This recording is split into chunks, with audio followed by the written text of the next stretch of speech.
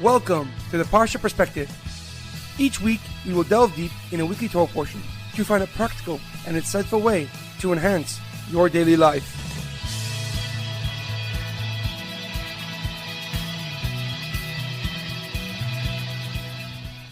Thank you for tuning in. My name is Rabbi Shalom Yemini, and each week we will look into the weekly Torah portion to find practical and insightful ways to enhance your daily life. This week's Parsha Perspective is in honor of the Refuah Shlema, the complete and speedy recovery of HaRav Amitai ben Shoshanna and Shaul ben Berta. This week's Parsha Perspective is in loving memory of Edward Ben Efraim, Shlomo Ben Edward, and Yirachmiel Daniel Ben Gedalia. May their souls be uplifted and may their memories be a blessing. This week's Parsha Perspective is dedicated in loving memory of my dear Aunt Lynne, Leah Mintche, Bas Yaakov Yosef. She returned her soul to her Maker this past week, and may her soul be uplifted to the highest of heights, and may her memory be a blessing for our family. This week's Parsha Perspective is dedicated in loving memory of Yosef Ben Zev Wolf, whose Yahrzeit is tomorrow, the 8th of Kislev. May his neshama have an aliyah, and may his memory be a blessing for his entire family. This week's Torah portion is Parshas Vayeitzei, Close to God. Our Parsha begins with Yaakov Avinu fleeing Beer Sheva to escape his brothers, to escape Esav's anger and rage. On his way to Haran, he rested overnight in the future home of the Beis Hamikdash of the temple in Har HaMoriah, the Temple Mount known today. He dreamt of a ladder reaching the heavens with the angels ascending and descending it. God then appeared to Yaakov and told him that he would give the very land he was sleeping on to his children and guard Yaakov Avinu until he returned to the land of Canaan. The following morning, Yaakov woke up and recognized this mountain's holiness and named the Beis Kel, the house of God. When Yaakov arrived in Haran, he saw Rachel, Lavan's youngest daughter and cousin, by the city well with her father's sheep. But a large rock blocked access to the well's opening. So Yaakov single-handedly rolled off the massive stone that sat on top of the well and gave water to the sheep. Rachel ran home to her father and told him that his nephew had come to town, and Lavan went out of his house to greet Yaakov and invited him to stay at his home.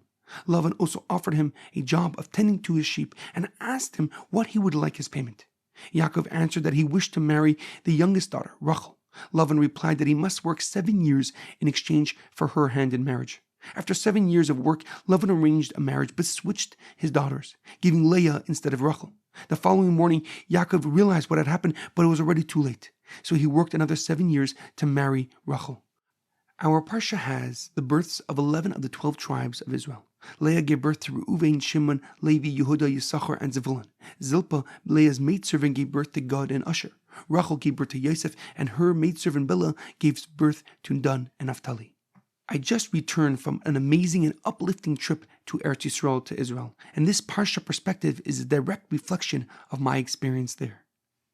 A question comes to mind from the Parsha. The Kabbalah explains that the vision that Yaakov Avinu had of the angels ascending and descending the ladder was no small matter. In fact, it is one of our tradition's most revealing and expressive revelations and visions. But we do not find a similar level of vision to either Avram Avinu or Yitzchak Avinu. Why did God reveal himself to Yaakov Avinu in such a direct and open manner? The Das Zakanim, a commentary by a collection of rabbis from France and Germany, gives a very interesting explanation. They write that God revealed himself in such an open manner because Yaakov was going to fulfill God's promise to Abraham and to Yitzchak.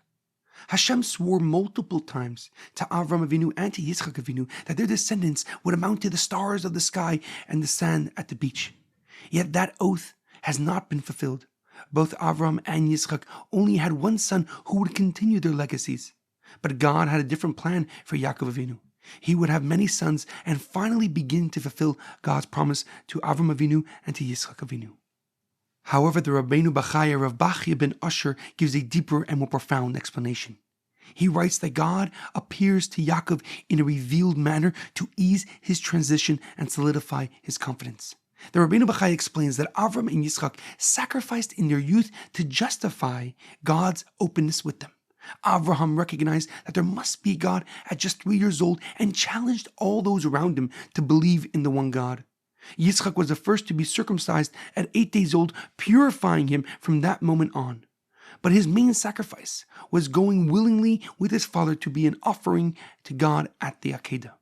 But Yaakov seemingly had no acts of sacrifice, no great demonstrations of belief, no real reason for God to be candid and open with him. Yet for that precise reason, God demonstrated and showed Yaakov Avinu that he would be with him until he would return to the land of Canaan, to the land of Israel. The pasuk details this vision vividly. V'hine Hashem nitzav alav, and God was standing over him. Va'amar ani Hashem Elokei Avram avicha ve'Elokei Yitzchak. I am the Lord your God, and I'm the God of Avram your forefather and your father Yitzchak. Va'aretz asher ateshecha aleha lecha etin lezarecha. The land and the ground which you are lying on, I will give to you and your descendants. V'haya zaracha ka'afar ha'aretz, and your descendants shall be like the dust of the earth. Uparaste yama v'kein matzafona v'negba v'nibruchu bach kol mishpachois ha'adama u'v'zarecha. And they shall spread out to the west, to the east, to the north, and to the south, and all the families of the world shall be blessed by you and your descendants. V'hinei anochi imach u'shmarticha b'chol asher telech v'shivisicha el adama azois ki lo yazvecha ad asher yasisi eis asher dibelach. Remember that I am with you. I will protect you. Wherever you go, I will bring you back to this land, and I will not leave you until I've done what I have promised. The Kabbalah explains that as the angels were ascending and descending the ladder, there was a moment where it seemed like Yaakov was alone. But that cannot be further from the truth. God was standing over and protecting Yaakov as the angels got positioned. The reason for God's kindness is to teach Yaakov and all his future descendants that his relationship with them is not dependent on their actions. Although it can seem that God is, heaven forbid, distant from us, that is a far cry from reality. If we just open up our eyes, we will see his guiding hand dictating our every move. If we open up our hearts, we will enter the loving embrace of our Creator, of our Maker, of our Father in heaven. It may be difficult, but no action can prevent us from feeling God's love and desire. Every single person can experience this connection and enter the caring and warm embrace of our Father in heaven.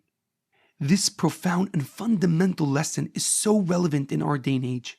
We live in a fast-paced society with an ever-evolving culture experiencing the entire world on an individual scale. And this may lead and push us from recognizing God as our sole provider of life, meaning, and purpose.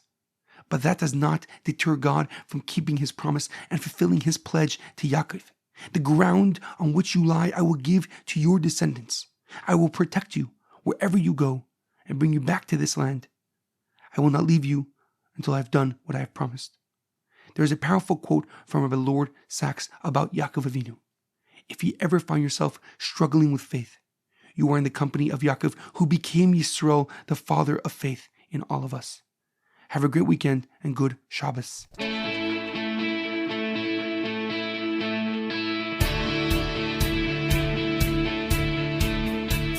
Thank you for tuning in to the Parsha Perspective. Check out our website, theparshaperspective.com. Send thoughts and comments to theparshaperspective@gmail.com. Till next time, thanks for listening.